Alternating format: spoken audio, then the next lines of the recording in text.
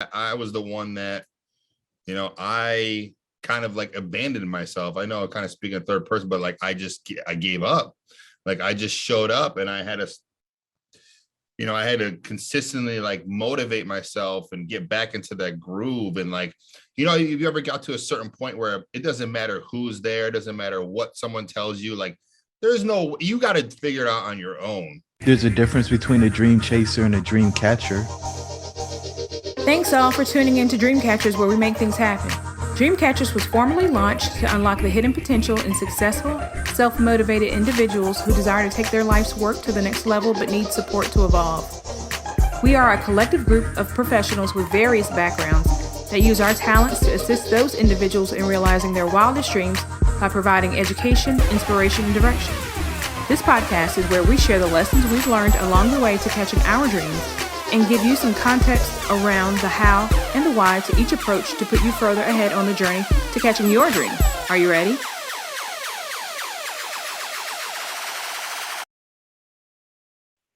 Hey everybody, and welcome to the Dreamcatchers podcast. I'm your host, Jerome. I've got the pleasure of having James Furman in with me today. How are things up in Connecticut, brother?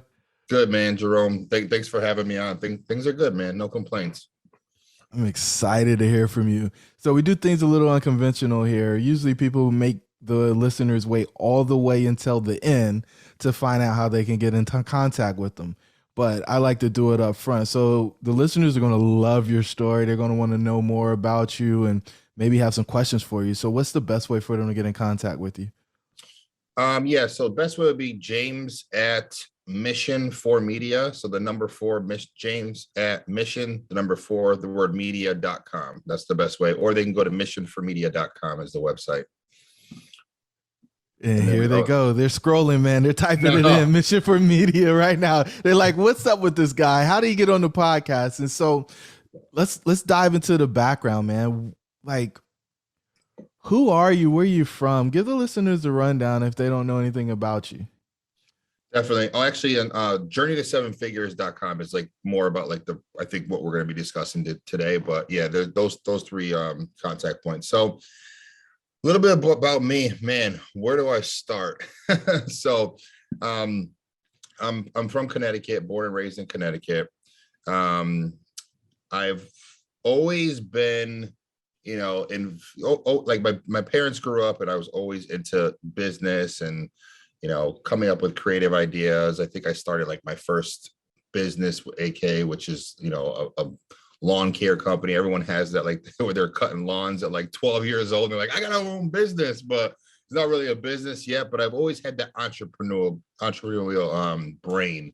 Where I always wanted to create something and, think of a great idea and, take it to life. So that's always been, in the back of my mind. It's something I've always been able to accomplish for sure.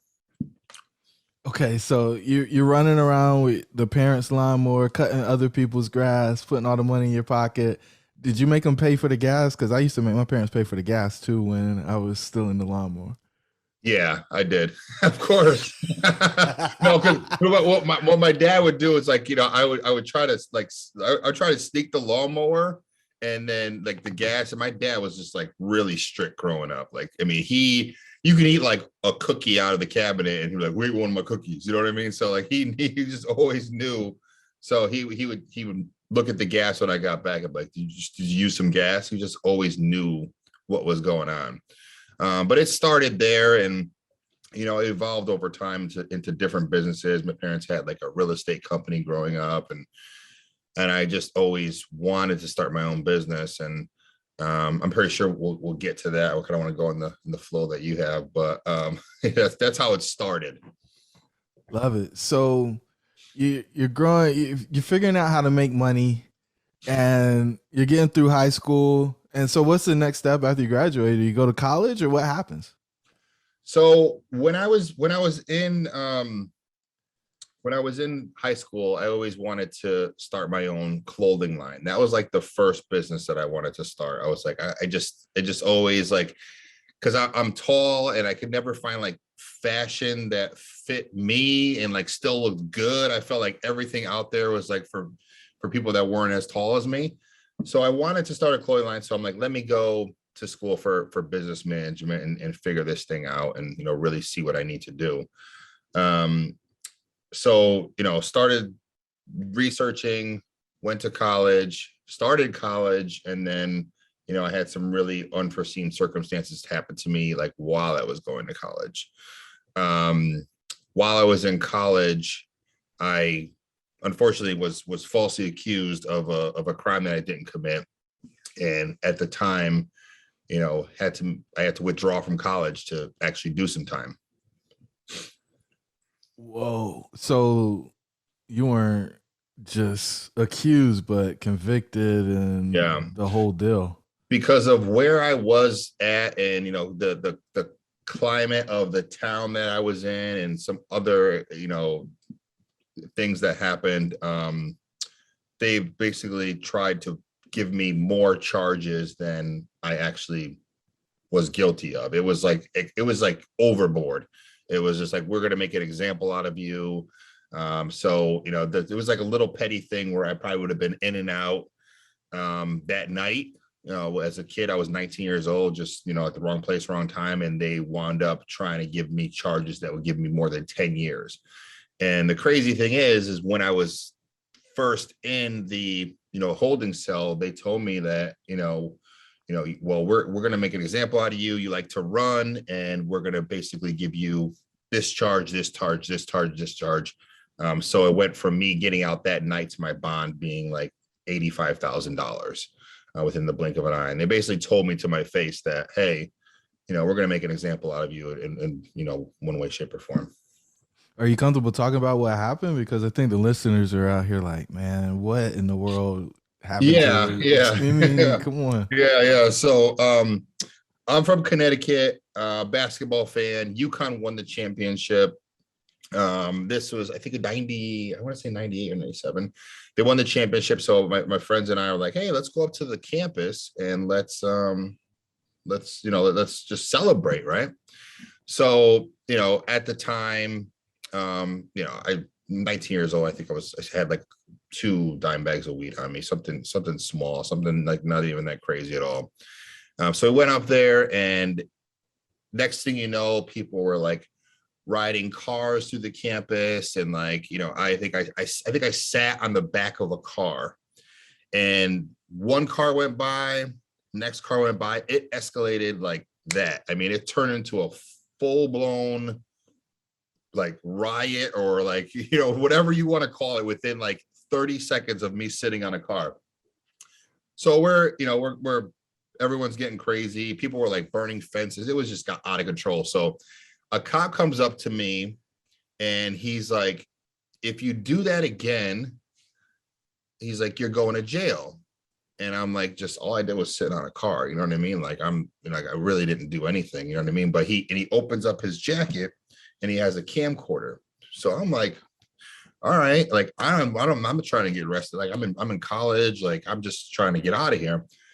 So as I'm leaving, he didn't say anything to me. As I'm leaving, I'm walking up to the exit, and the Riot police were like, as soon as I was about to leave, it's like he fuddled me out, like they were watching me or something. I had this stupid bright red jacket on, and I never wear bright red jackets. Some girl gave it to me. I think I stopped talking to her after that, because I was like, so I'm 6'7" with a bright red jacket on. The cops are like, there he is right there, basically.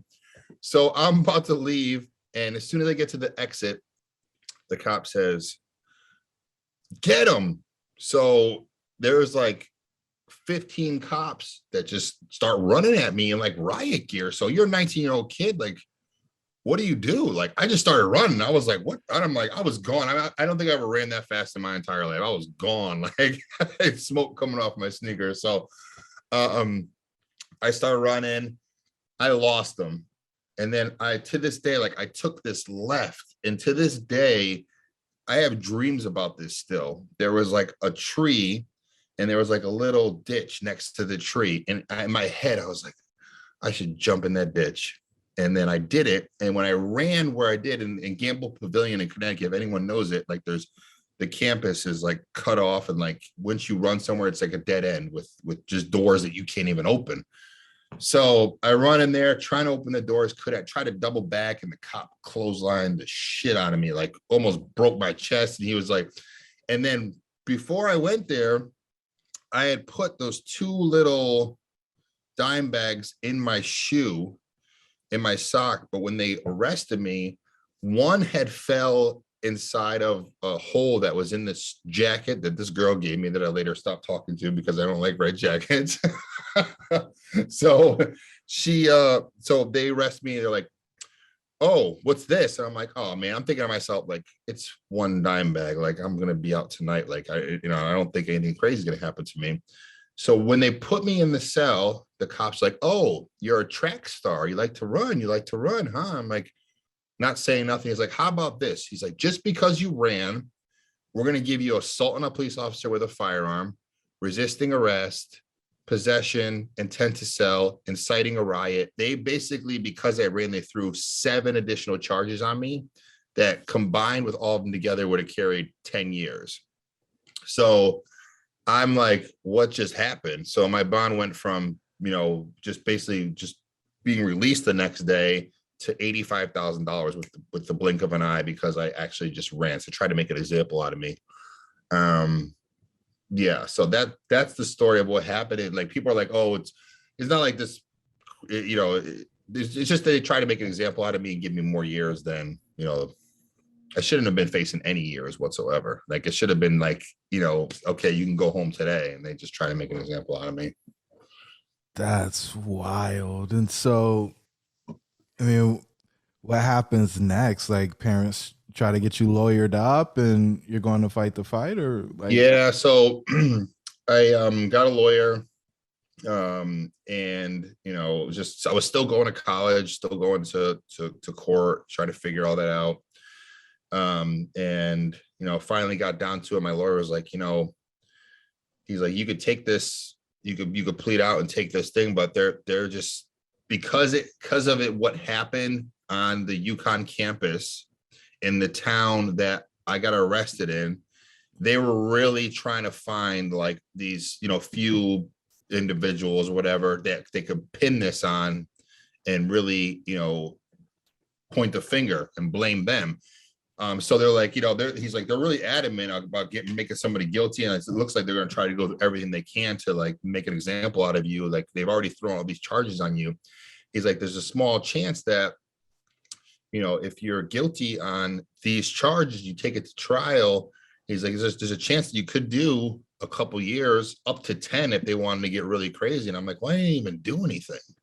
You know what I mean? It's like, it's just the amount of charges that they gave you. I'm like, but I'm not guilty of all those. And he's like, you could plead out, and just do 6 months and, just not have to worry about it. And at the time, like, if I knew what I knew now, I may have not taken the 6 months, but I was a kid. I was scared. I was like, 6 months or potentially 10 years. I'm like, yeah, let me just take the 6 months and just forget about it. So I had to withdraw from college and actually turn myself into prison. And, the night before I actually went to prison, like, it was one of my like closest cousins passed away. It was like a very like crazy time of my life that all that to happen at one time. That's wild, brother. So you get there, your life's changed. And so how did that change your trajectory? Because I mean, you're going to get a business management degree. Now you're in a slammer, You're like, I never saw myself here. I'm not a troublemaker like that. Well, I decided, like, hey, I mean, obviously for the first couple of weeks, I'm like, my life is over. Like, hey, I was playing off my head. I'm like, what am I going to do now? I'm like, even if, I'm just like trying to stay positive. Right. But that positivity that you bring in from like do your everyday life where you've never been anywhere like that before, and then you're thrown in there, you're like, whoa, like, I don't know if it's hard to bring that positivity in with you. So I just really tried to figure out like how I could stay motivated and how I can kind of continue, what I already started when I was not locked up. Right. So I just started, trying to educate myself as much as I can. So I just started reading like as much as I could when it came to, business management. And I think that's the first time I read Think and Grow Rich. And I started implementing some of the lessons in the book and staying motivated. I think I read like the whole entire business section of the library when it went in prison. But, some books that I felt like wouldn't apply, but I'm like, hey, I could use this somewhere in life. And just, that's when I started sketching like my first business plan. And all I had at the time was a napkin. I just started sketching on a napkin. I was writing projections and I was like, I didn't know. Basically, I advanced what I was learning when I first started going to college by like 10, because I was just reading everything and just mixing it together and writing projections. I was like drawing lines with a ruler and be like, okay, January I have these expenses, February just coming up with like a fake business and then really running it through the numbers and coming up with the marketing plans. And I started helping like other guys that were in there, like come up with ideas to how they could start their business, because I always had like that creative mind, and help some other guys like teach them how to read. I mean, it was like a complete shift in everything that I was doing, but I was trying to embrace it as much as I possibly could. That's crazy. So did you actually build a business that you came up with the napkin? Yeah. So that's, I guess, fast forwarding a little bit, when I the business plan I was writing napkin was a call center. It was also had like my clothing line as well. I always wanted to figure out a way to like market for other businesses, but then also, or come up with ideas for other business. I still have the original legal paper that I had. I look at it sometimes, I'm like, what the heck was I talking about? But like it still turned into something. So I always want to come up with creative ideas. So I was like coming up with a way that I could be that person to help other people with like really creative ideas. And the first one I wanted to start with was going to be like my clothing line.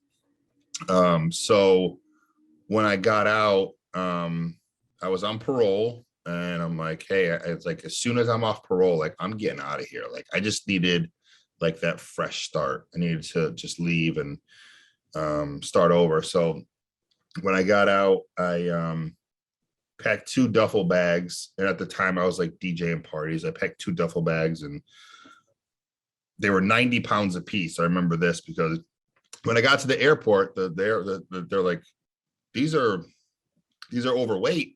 I'm like, these are gonna be like $125 a piece. And my dad's looking at me like, I told you were too heavy. You know what I mean? Like, so I jumped on a plane, moved to Arizona, and then I started figuring out like how I was going to turn that business into a reality. And I started the clothing line first, and started marketing online through MySpace. Like, and this is, I mean, this is probably 2003 or 4, right around there. So I started marketing on MySpace, started promoting concerts and bringing out like artists, and having like cross promoting with them and having them, wear my shirts. I had like, I don't know, it's just more, I'm trying to think of some, so like Run DMC, they were wearing our shirts. We had like Method Man and bunch of other like, now it's like old school hip hop artists, but back then they weren't as old school, you know what I mean? So they started wearing the shirts, and it was getting some buzz. And then I started getting people approaching me that, were like, I love what you're doing, how you're marketing this business. And at first I was like, how am I going to turn this into marketing for other businesses? I just knew I needed to go after getting one business going first. And I mean, I wasn't even making that much money. Like it was just learning back then. Right. Then I started, the other business owners started coming up to me and say, hey, can you market for me? Like, this is amazing. This is cool. And I'm like, sure. So at the time, a friend of mine that I made out there was like, hey, I want to start a call center, and I want to start helping other businesses market. And I'm like, whoa, this is like almost exactly what I set out to do. And I said that I wanted to do from the beginning. And so we started offering websites for businesses. I mean, that's nothing glamorous about that. There's so many different ways you could do that. And the same week that we were offering websites and we opened the call center, Facebook came out with Facebook business pages, which was a big deal. It was like, everyone had personal pages, and then all of a sudden Facebook comes out with business pages. So this is like probably 10, 11 years ago, a long time ago. And then we just started calling businesses and saying, hey, Facebook's offer a business page. Would you like us to set up one for you? I mean, now everyone can set up a Facebook business page, right? Like if someone called you right now and said, hey, I'll set up your Facebook business page for you, be like, yeah, I could do that on my own. They're like, yeah, I could do that on my own. So in that first like 8 or 9 months or right around there, I forgot what it was, we just blew up. We did over $1 million within the first year of business. We were growing so fast that we had to like slow down a little bit and figure out like fulfillment, but it just basically blew up from there. It was crazy. What's up, tribe? It's your host, Jerome. I just want to let you know that we put together a free 15-point checklist for exiting the matrix. Jump on over to dreamshouldbereal.com in order to pick your free copy up. Let's get back to So you found the people through Facebook and they all wanted your offer. I just want to make sure I got What that do you mean? right. So setting up the Facebook business pages, that went to $1 million? Yep, because it was all the timing. We were obviously doing additional things, but that was like our main product because everybody wanted it. You know what I mean? It was like, it was a new thing. It was as opposed to us. And we were cold calling businesses. Like there wasn't like direct response marketing. There wasn't ads. There wasn't like, this was a grind. We were literally getting lists, picking up the phone, calling businesses and, saying, hey, Facebook just came out with, a brand new business page. And like Facebook was around back then, obviously, but it wasn't as popular as it is now. There wasn't like 1 billion users across the world or whatever that number is. So it was still a little bit harder of a sale. So we used to start with our immediate area, invite business owners in, have like, a little meeting with them. And I was always the one that came up with strategy, no matter what. It was like, what should we do for this client? What could be our competitive edge for them? And I've always had like a knack to be able to figure that out a lot quicker than everybody else.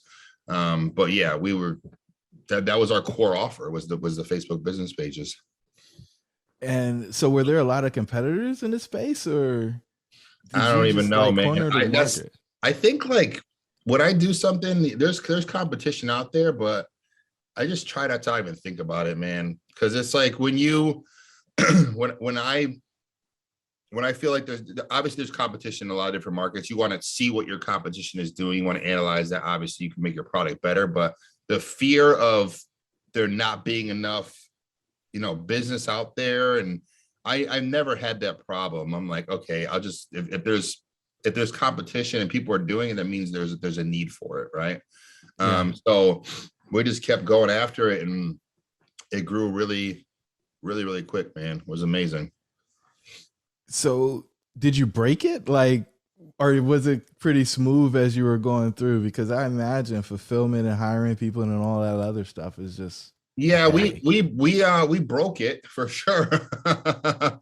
we broke it and then we, took a step back and fixed it. And this was like, don't get me wrong. Like I had the clothing line. I had like, I was doing like some marketing stuff on the side here and there, but this was like my first business I was involved in that really made money, right? Like I think before that day, I think like the most I ever made a week was like, I don't know, like $1,200, $1,500, you know what I mean? At the most. So I went from that to making like just ridiculous money. So, I don't think that's one thing I think there's a void in education or people growing. It's like, I really had no idea what to do with the money. Like I was just, you know what I mean? Going from $1,200, $1,500 a week to like, $20,000, $30,000 a month and you're only, 22 years old. I was like, what do I do now? And I definitely made some not so great financial decisions, but I learned from my lesson from there for sure. That's wild. Okay. So is that, you still doing that today? Well, business changed a lot. Like I had that business with with some partners in Arizona, right? So I finally decided business was going good. I had like a sudden, like and then my mom passed away out of nowhere, which was crazy. So I was like, she's finally was like, oh, proud of you, able to pull it out. She just passed out of nowhere. And then that kind of derailed me for a while. I really wasn't as focused. Then I had like 3 other really close family deaths, like back to back to back to back. So I decided to move back home. I decided to drop everything and move back home because I just really couldn't focus the way I needed to. So I dropped everything, moved back home to Connecticut. This is when I was in Arizona. And I was like, I got to build this business back up again. And I really wasn't sure where to start, how to do it. This time I was like 100% on my own. So I got a job, got a 9-to-5. I was doing telemarketing. I think I was selling like data lines and cable internet for businesses. It was just like back to square one, right?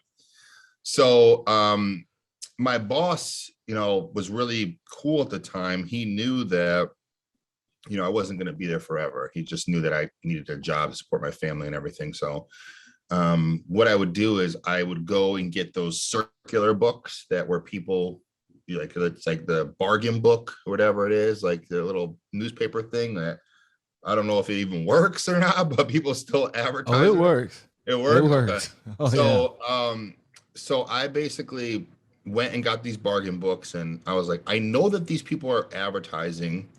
I know that they're looking for a better way to advertise. So what I would do is on my lunch break at my 9-to-5, I would go in one of the empty offices and I would cold call through as many as I possibly could.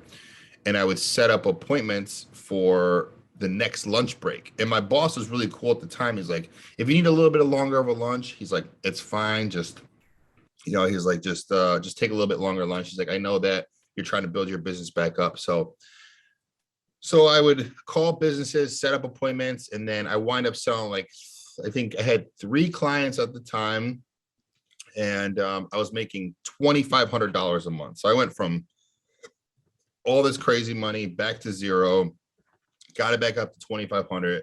At the time, my bills were $6,000 a month. We had just bought a house. We were pregnant again. Like, we had all these bills. And then I was like, I'm quitting my job. And everyone was like, you're crazy. I mean, everyone that's like in their 9-to-5, like, they have security. Like, you're quitting your job. Like, you got another baby on the way. You just bought a house. Your bills are 3 times what you're making. I'm like, I'm quitting. They're like, why would you quit your job? I'm like, look at it this way. I'm cold calling businesses 1 hour a day, and I got up to $2,500 a month within the first couple weeks. I'm like, if I could do this for 8 hours a day, I'll absolutely crush it. So that's what I did. I quit. I set up a little office in the 3rd bedroom, back against the wall, had, $6,000 in bills, $2,500 a month coming in. And I just sat there and cold call businesses, and I grew from $2,500 to $50,000 recurring within the first 3 months. So then it was.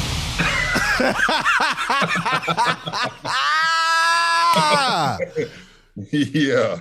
What was that? Like, I drop bombs on them sometimes, man. Yeah, drop the bombs. And whoa. Yeah. So then I was like kind of off to, like, I had the momentum going again. And then from there, I started, helping a lot of other agencies and coaches, like, teach them like what I was doing, how I was marketing online. And that's what's kind of evolved over years and years and years into like what I'm currently doing for businesses. Wow. So, I mean, you're teasing us, bro. How do you help businesses today? So what I noticed is, like, through the grind and through like starting a couple of agencies and starting from scratch and trying to do it all on my own, is that 9 times out of 10, like, business owners, coaches, consultants, like, we don't really have like a team. We're kind of trying to do so much on our own, right? So I noticed like all of the different areas that I was struggling with when I was growing my business. And I was like, well, what if we could create something that, there is a sense of a team, or there is a team there that could help them focus on different areas, right? So My current program is what I'm doing is I'm helping people do exactly that. And this isn't something that I just decided to do and just happened. This is something that I decided to do because of COVID. So when COVID hit, I lost 75% of my revenue within 3 weeks of the first 3 weeks. Because I had a lot of hotels, restaurants, gyms, like most of the people that I was cold calling and they stuck with me, they all just dropped off. So I lost about $40,000 in recurring revenue within 3 weeks. And my business was like literally back to almost nothing again. And I'm like, man, I don't even know if I could do this again. I'm like, I give up. Like I literally kind of threw the towel in. I sat in my room for, 2 or 3 months. And then I started thinking like I had already helped a lot of other business owners like hit 6 and 7 figures. And I'm like, what if I just came up with a program that could help them with everything, help them really figure out what their sales process is, implement that sales process into their business, like, because most times business owners don't have a proven sales process. And like the only way you can determine what holes are in the process is if you're following the same thing every single time.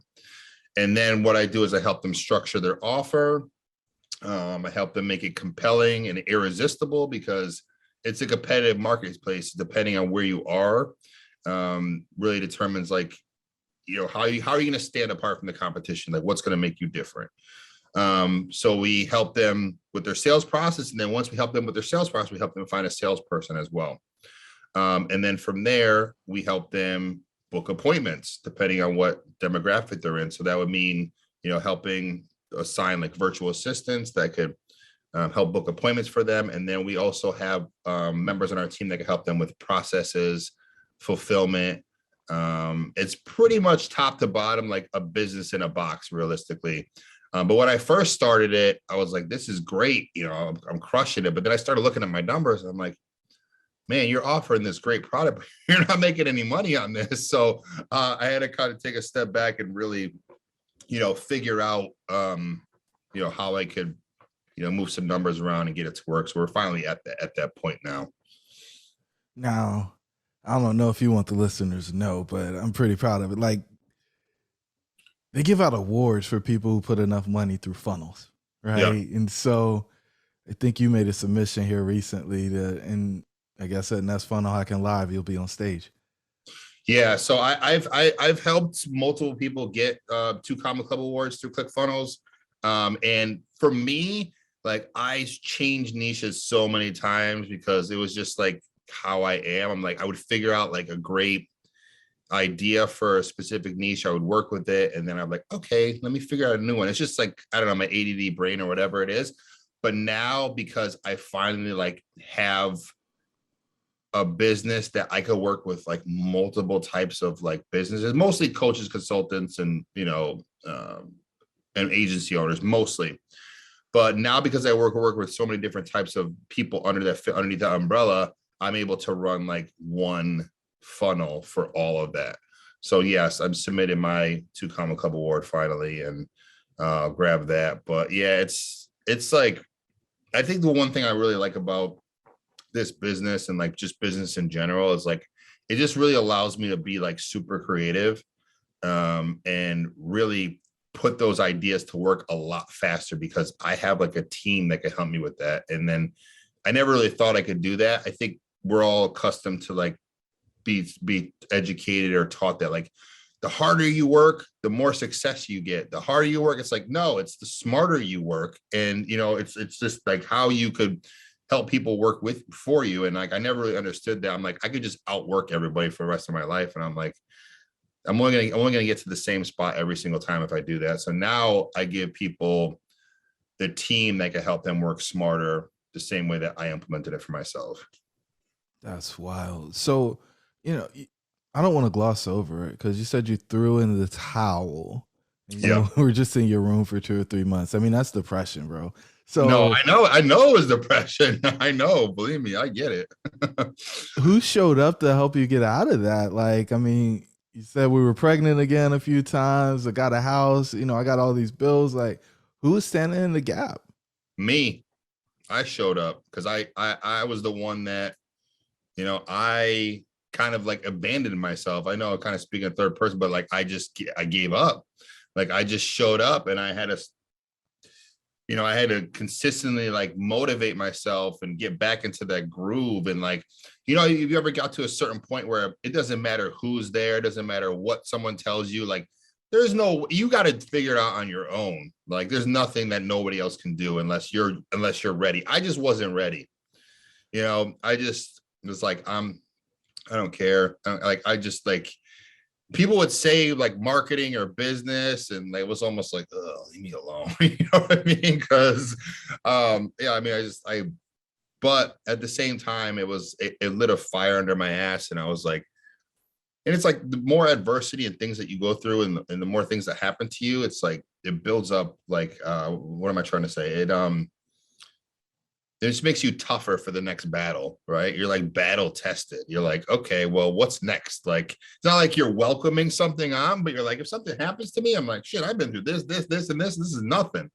So, it just allows me to be a little bit stronger and more positive, and be able to handle more and make decisions quick and figure things out a lot quicker as well. Wow. So it's crazy.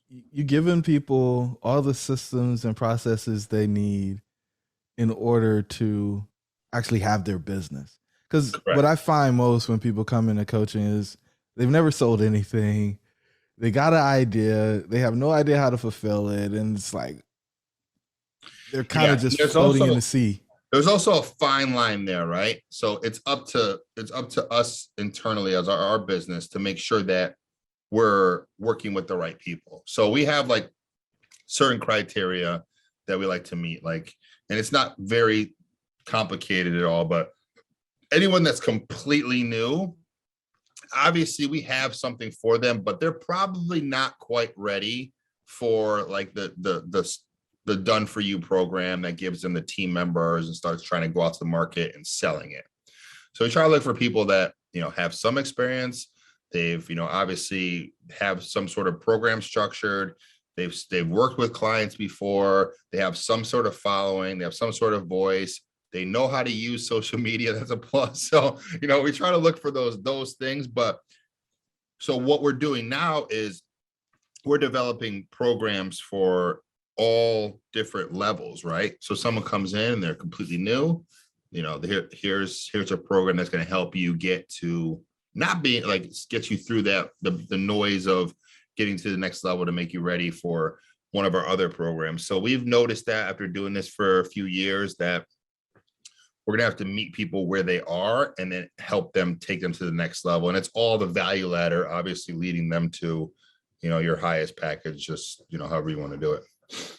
Love it. So I looked at one of your offers and there's 3 of them basically. Yeah. And I think the biggest one is called the flood, where it's like just customers are going to be raining down on top of you. And it's really, I'll call it sophisticated. I've never seen anybody make an offer like that. Usually most people are making an offer that they can still blame it on you if the thing doesn't work. But I mean, You guys are really getting engaged. You're setting up landing pages and messing with funnels and all kinds of, and running ads too. So I think it's really exciting.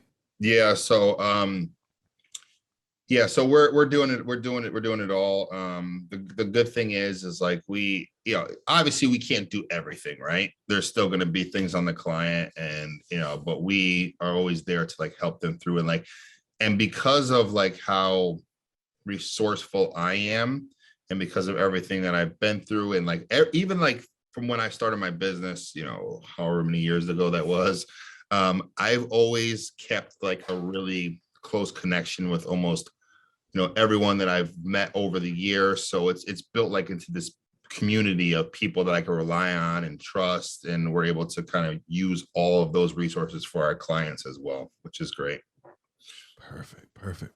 So James, if they want to find out more about the journey to 7 figures or anything else, what's the best place for them to go?